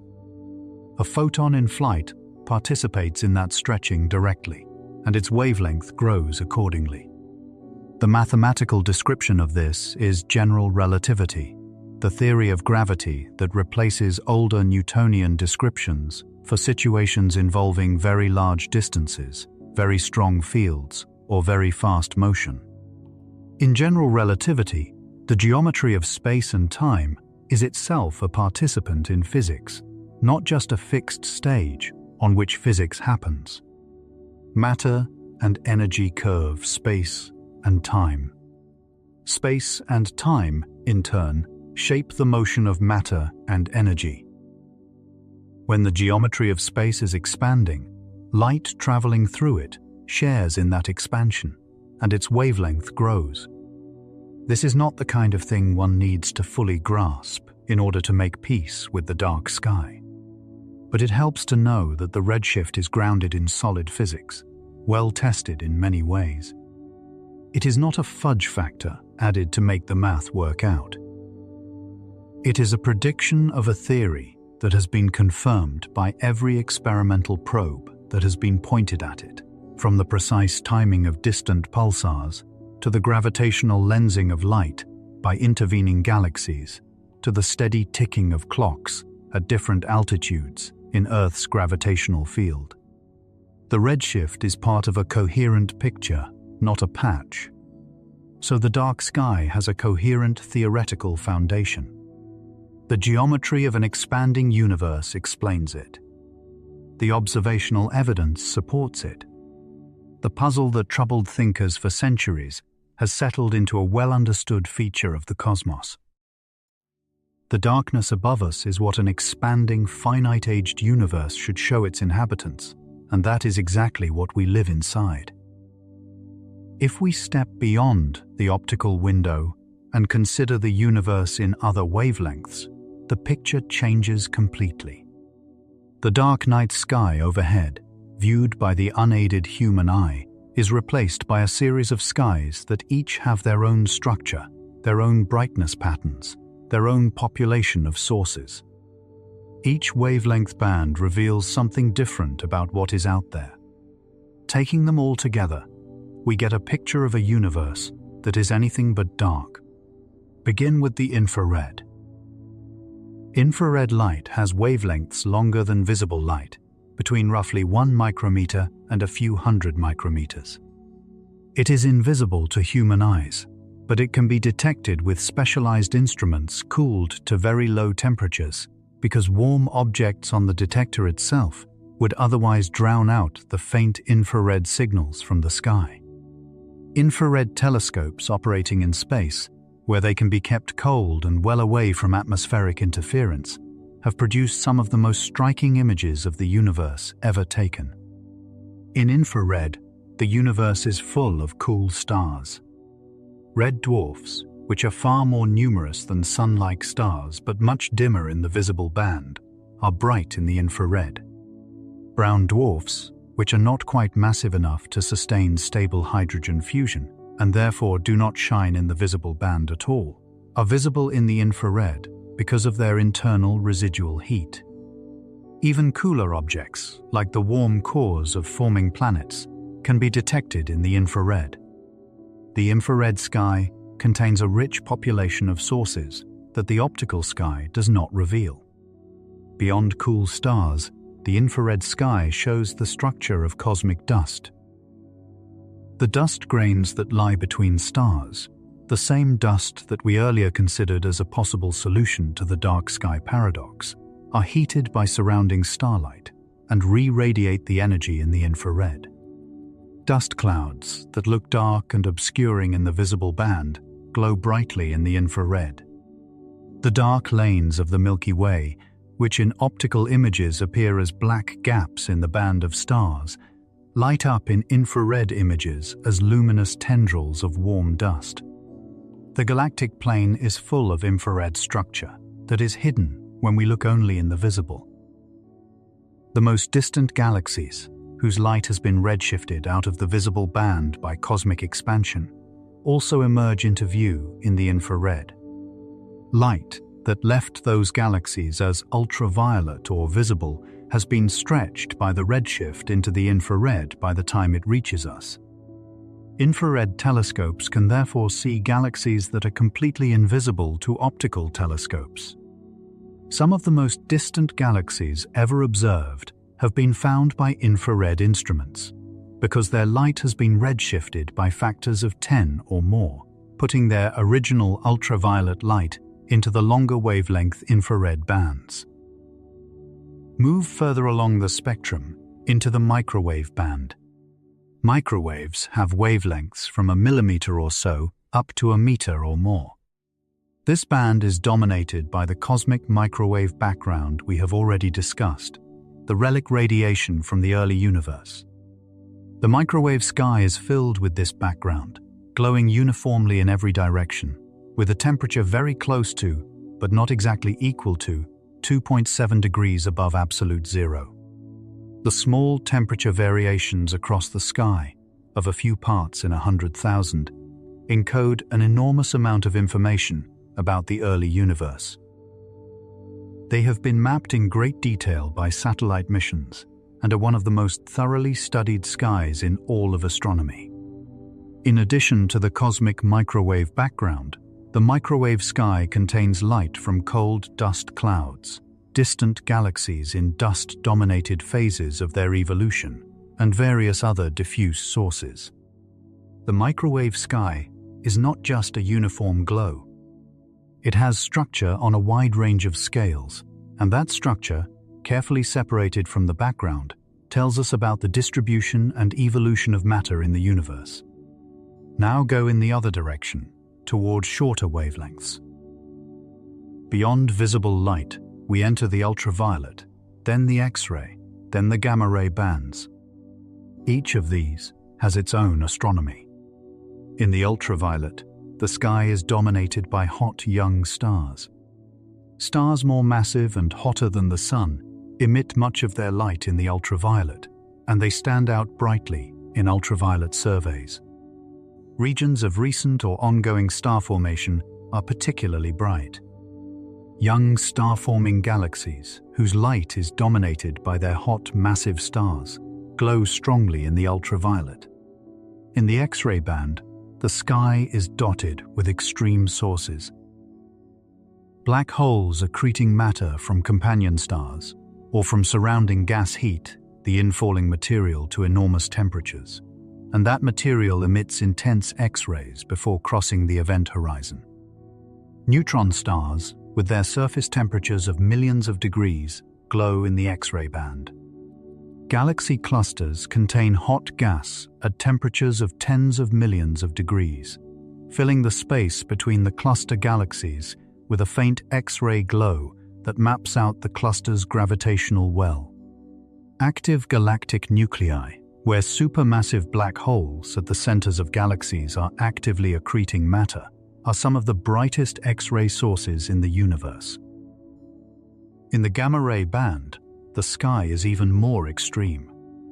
Gamma rays are produced by the most energetic processes in the universe: the collapse of massive stars at the moment of supernova explosion, the merger of compact objects like neutron stars, the violent accretion onto supermassive black holes, and various exotic decay processes. Gamma-ray observatories detect bursts of these high-energy photons from across the universe, sometimes from sources at enormous distances. The gamma-ray sky is dotted with steady sources and punctuated by transient bursts that can be among the most luminous events in the cosmos. Across the radio band, at wavelengths longer than microwaves, the sky reveals another rich population.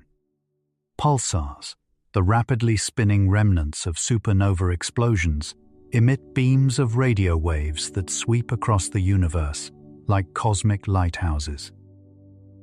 Cold hydrogen gas, the basic building material of galaxies, glows softly in a characteristic radio line at 21 centimeters wavelength, allowing astronomers to map the distribution of neutral hydrogen across galaxies and intergalactic space. Active galactic nuclei, often produce powerful jets of plasma that emit synchrotron radiation across a wide range of radio wavelengths, sometimes extending for hundreds of thousands of light-years from the central galaxy. The radio sky has been mapped at many different wavelengths, and each map shows a different population of sources. Beyond the electromagnetic spectrum entirely, the universe communicates in still other ways. Neutrinos, nearly massless particles that interact very weakly with matter, stream out of supernovae and accretion disks, and the nuclear processes at the centers of stars. Specialized detectors, often built deep underground or under ice to shield them from ordinary matter, can register the occasional neutrino interaction. The neutrino sky, slowly being mapped by these detectors, includes contributions from the Sun, from supernovae in our own galaxy and beyond, and from a faint diffuse background that originates in the early universe. Gravitational waves, ripples in the geometry of space and time itself, are another channel. Massive objects accelerating through space, especially the violent mergers of black holes and neutron stars, produce gravitational waves that propagate outward across the cosmos. Specialized detectors on Earth and in space can register these waves when they pass through. The gravitational wave sky is just beginning to be mapped, and it reveals a population of compact object mergers that would be invisible in any electromagnetic channel. Each of these channels comes with its own challenges. Building a detector sensitive to a wavelength band requires specialized materials, careful shielding from interfering signals, and often an unusual location. Some detectors operate from mountaintops, where the air above is thinnest. Some operate from balloons, well above most of the atmosphere. Some operate from orbit, well above the entire atmosphere. Some, like the neutrino detectors, operate from deep underground or under thick ice, where the surrounding matter shields the detector from interfering particles. Some, like the gravitational wave detectors, are kilometer-scale interferometers built into vacuum-sealed vaults, isolated from every conceivable source of vibration. The lengths to which astronomers have gone to listen in each new channel are themselves remarkable. Each new sensitivity has required years of design and engineering work, often with no guarantee that anything would be detected once the instrument came online. The reward, in each case, has been a new view of the cosmos. The radio sky is full of structure that the optical sky does not show. The infrared sky reveals dust-shrouded star formation that is invisible in visible light. The X-ray sky shows the energetic processes around black holes and neutron stars. The gamma-ray sky shows the most violent events known. The neutrino sky carries information from the cores of stars and supernovae that no electromagnetic channel can reach.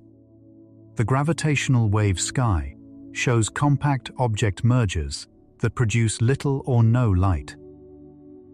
Each channel adds a new dimension to our picture of the universe, and the picture as a whole is richer than any single channel could have shown. Astronomers sometimes describe this as multi-messenger astronomy, because the universe sends its messages in multiple kinds of signal, not only in electromagnetic light. The merger of two neutron stars, for example, has been observed simultaneously in gravitational waves, gamma rays, X-rays, ultraviolet, visible light, infrared, and radio waves, with each channel providing different and complementary information about the event. The visible light counterpart, in that case, is just one piece of a much larger story. The full picture requires combining all the channels together. This is a useful frame for thinking about what the dark night sky actually is. It is the visible light channel of the cosmos, viewed from our planet by the unaided human eye. It is a single channel of a multi-channel universe, viewed by a single kind of sensor from a single vantage point. The information available in that single channel, from that single sensor, is necessarily limited. But it is not zero. The dark sky in the visible channel tells us, even with its limited bandwidth, that the universe has a finite age and is expanding. That is a remarkable amount of information to extract from a single channel. There is a deeper observation here, worth taking gently. Each instrument that astronomers have built, sensitive to a new wavelength band or to a new kind of signal, has revealed sources that no previous instrument could see. The first radio telescopes, in the early 20th century, discovered an entire population of radio galaxies and pulsars that optical astronomy had never noticed. The first X-ray observatories revealed that black holes accreting matter could be among the brightest sources in the sky in that band, while being almost invisible in the visible band. The first infrared observatories revealed that a large fraction of star formation in the universe happens inside dust-shrouded regions that hide it completely from optical view. Each new sensitivity has expanded the catalogue of known cosmic phenomena. This pattern has not stopped. Each new instrument generation discovers populations of sources its predecessors could not see. The James Webb Space Telescope, sensitive to infrared wavelengths, has been finding galaxies at very high redshifts that were entirely invisible to earlier optical instruments. Gravitational wave detectors, sensitive to the ripples in spacetime produced by merging black holes, have been registering events that were completely invisible to any electromagnetic instrument. The universe seems to be patient with us. It does not advertise everything at once. It waits for us to build the receiver that can hear each new channel, and then it speaks in that channel as soon as we are listening. Putting all of this together, we see that the universe is far from dark. It is a light across every channel we have learned to listen on. The optical darkness of the night sky is a feature of our biology, not of the cosmos. With wider eyes, we would see a universe filled with light at every wavelength, structured by sources of every kind, signaling through every channel. This raises a quiet thought. The dark sky we see in the visible band is not the universe's report on itself. It is the universe filtered through a particular kind of observer with particular kind of sensors. A different observer, with sensors tuned differently, would see a different universe. The cosmos itself is much richer than what any single sensor can detect. Each new instrument we build, sensitive to a new wavelength or to a new kind of signal, reveals more of what was always there. There is something beautiful in this. The universe does not advertise itself to us in the wavelengths we happen to see. It advertises itself in every channel at once. We are simply too narrow, biologically, to receive most of those advertisements directly. With instruments, we widen our reach, and the cosmos rewards us by showing more and more of its structure. And yet, the dark, optical sky we see with our eyes is not nothing. It is the channel we live in, the one our biology evolved to use. It is a window onto the universe that our species has been looking through for as long as humans have looked at the sky. The questions it has prompted, including the one we have been working through, have led to the discovery of cosmic expansion, the finite age of the universe, the existence of the cosmic microwave background, and many other deep truths. The narrowness of our biological window has not prevented us from finding the broader truth. The dark optical sky, properly understood, has been one of the great teachers. In the final chapter, we step back and look at what the dark sky teaches us as a whole. We will not add new facts. We will let the picture settle. We have come a long way. We began with a simple question. Why is the night sky dark when the universe is full of stars? We have followed that question through atmospheric scattering, photographic exposure, the formal statement of the geometric paradox, the failed historical resolutions, the modern resolution involving the finite age and expansion of the universe, and the rich population of sources visible in wavelengths beyond the optical. We have ended in a place that the simple question did not at first suggest. The dark sky, properly understood, is not an absence. It is a record. It is a measurement. It is the universe telling us about its largest scale features. Let us gather the threads and lay them out gently, one at a time. The first thread is local. Earth's daytime sky is bright because the atmosphere scatters sunlight, redistributing the direct beam across the entire dome of sky. The scattering depends on the size of the atmospheric molecules and the wavelength of the light, producing the characteristic blue color of the daytime sky and the redder tones of sunrise and sunset. Without an atmosphere, even a sunlit world would have a black sky.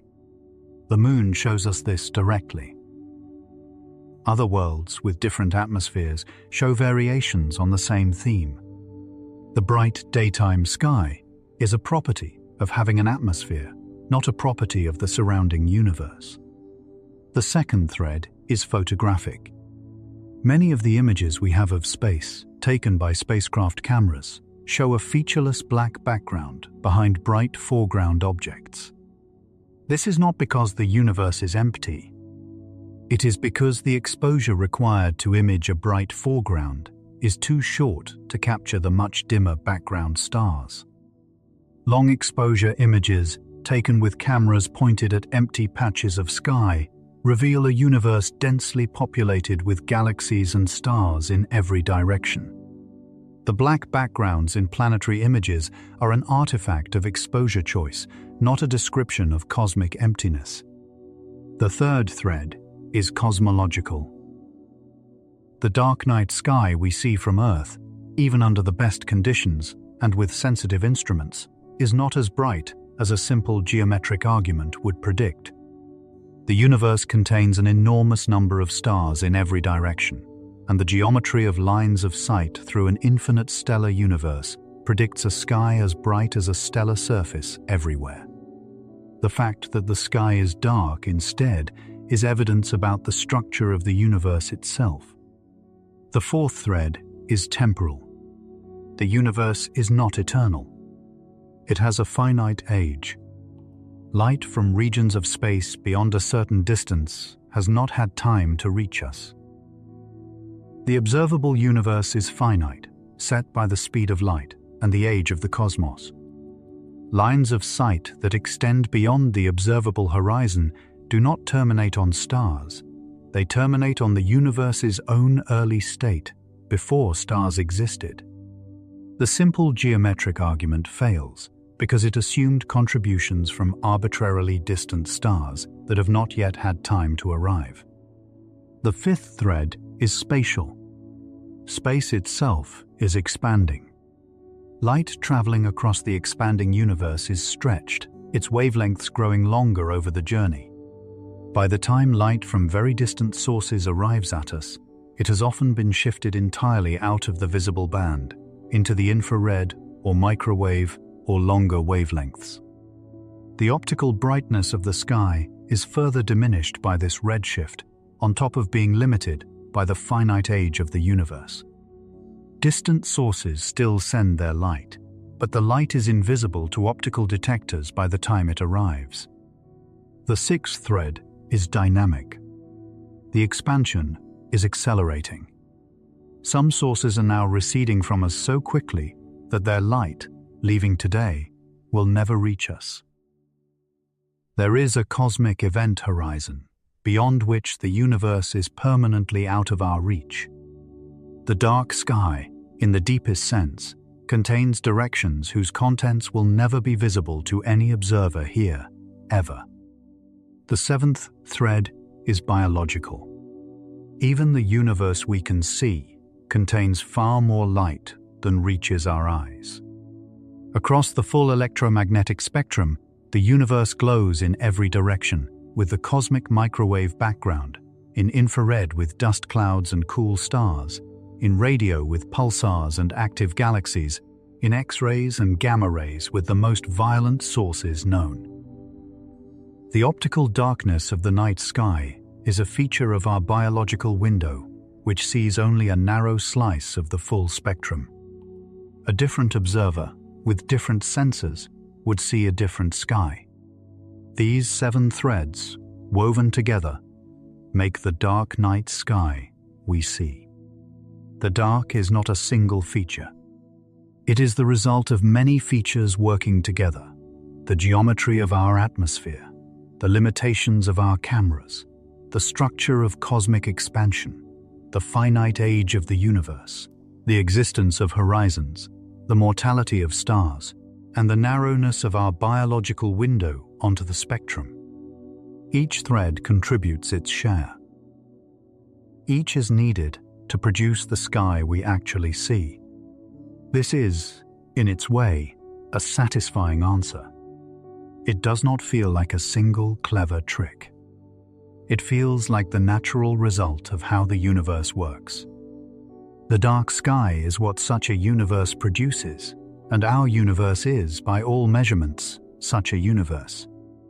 The dark sky and the modern picture of cosmology fit together cleanly. Neither needs to be patched to make the other consistent. There is one more observation worth making. The dark night sky has been a teacher. The question of why the sky is dark has, over centuries, driven thinkers to consider the structure of the cosmos at the largest scales. It has helped to identify the finite age of the universe, the expansion of space, the redshift of distant sources, and the existence of horizons. The puzzle that seemed at first like a small geometric curiosity turned out to lead to some of the deepest insights in all of cosmology. This pattern is common in science. Small questions, taken seriously, lead to large answers. The night sky, just by being dark, has told us things about the universe that we could not have learned in any other way. The dark sky is evidence, freely available to anyone willing to step outside and look up. It does not require a telescope or a detector or a long calculation. It just requires that someone notice the dark and ask why it is there. Many people have noticed and asked. Their answers, over time, have brought us to the modern picture. The picture is not yet complete. There are pieces still to be filled in, especially around dark matter, dark energy, and the deep, early universe. But the picture is consistent, well supported by evidence from many directions, and far richer than the simple, infinite, eternal, static universe of the original geometric argument. The dark sky pointed the way. Generations of careful work filled in the rest. There is a final thought to leave with. The dark between the stars is not empty. It is filled with light that we cannot see directly, with light that has been stretched out of our view, with light that has not yet had time to arrive, and with light that may never arrive. It is filled with the history of the universe, encoded in the photons that do arrive and in the silence of those that do not. Every patch of darkness overhead has its own story. Some patches are dark because no star happens to lie along that direction within the observable horizon. Some are dark because the expansion has carried any source out of our visible band. Some are dark because the line of sight passes through a region of the early universe before stars existed. Some are dark because our eyes simply do not detect the light that is there. All of these reasons together make the night sky we see. None of them is a flaw or a failure. Each is a piece of how the universe actually works. The dark is one of the most honest things we are shown when we look up. It does not pretend to be empty. It is full of a story we are still learning to read. There is a quiet symmetry to the way the resolution arrived. For many centuries, the question of why the night sky is dark was treated as a puzzle to be solved, by adding extra features to the picture of the cosmos. Each proposed feature failed in turn, and the puzzle persisted. Then, in the early decades of the 20th century, the picture of the cosmos itself changed. The universe turned out to have a beginning, to be expanding, to have horizons beyond which we cannot see. Once those features were in place, the dark sky stopped being a puzzle and became a natural consequence. The question dissolved, not because someone found the right small adjustment to make to the old picture, but because the picture itself was replaced by a more accurate one. The dark sky was always evidence about the larger structure of the universe. We just had not yet built the framework in which that evidence made sense.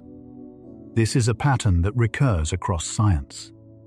A long-standing puzzle, resistant to small fixes, sometimes turns out to be evidence about a deeper feature of how the world works.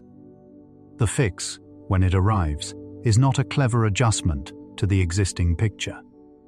It is a new picture that resolves the puzzle naturally.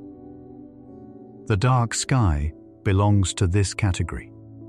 It is one of the cleaner examples in all of physics of a small visible feature carrying information about the largest invisible structure. There is something humbling about this, and something hopeful. The universe shows us its features in the gaps, as well as in the lights. The dark sky overhead is a kind of signature, written in absence rather than in presence, of how the cosmos is arranged at scales we cannot directly visit. We do not need to travel to the cosmic horizon to know it is there. The horizon makes itself known by the darkness it leaves at the edge of our line of sight. We do not need to ride a photon to know that space is expanding. The expansion makes itself known by the stretching of light over its journey. We do not need to wait for the universe to age in order to detect that the universe has an age. The age makes itself known in the very darkness of the spaces between the stars overhead. These quiet self-revelations of the cosmos are among the deepest gifts of careful looking. The night sky is one of the gentlest of them. It is freely available, asks for no instrument, and rewards patient attention with information that took generations of brilliant minds to extract. Step outside tonight and let your eyes adapt to the dark and look up, and you are looking at evidence about the structure of the universe at scales of billions of light years. The dark sky overhead is a quiet teacher. There is a kindness in this. The question of why the sky is dark turns out to have an answer that is not frightening, not paradoxical, not adversarial. It is an answer about scale and time and biology. It is an answer that lets the universe be what it is. The dark sky is not hiding anything from us. It is showing us what a young, expanding, structured universe looks like from the inside through the narrow window of human eyes. So when you next step outside on a clear, dark night and look up, and you see the familiar stars scattered across the familiar dark, you can think of all of this. The dark is not what it first appears to be. It is full of cosmic history. The stars are the bright parts of a much larger picture. The dark between them is the rest of that picture, painted in colors our eyes were not built for. And the picture, when assembled, is one of the most remarkable things we have ever found out about our universe. The sky overhead, dark as it appears, has been telling us about the cosmos for as long as anyone has cared to listen. It tells us that the universe is finite in age. It tells us that space is expanding. It tells us that there are horizons beyond which we cannot see. It tells us that the cosmos is a light in wavelengths beyond our reach. It tells us, ultimately, that there is far more universe than there are eyes to see it. And so the dark sky overhead, which once seemed like an empty backdrop or an unsolved puzzle, becomes instead a quiet companion to the night. It carries the history of cosmic expansion in every patch of black between the stars. It carries the finite age of the universe in the directions where light has not yet arrived. It carries the existence of horizons in the regions that will remain forever beyond our reach. And it carries the narrowness of our own biological window in every wavelength of invisible light that flows past us unseen. There is no urgency to any of this. The dark sky was here before us and will remain after us, doing what it does, telling what it tells, to anyone who looks. The question of why it is dark has been answered, more or less, in the modern picture of cosmology.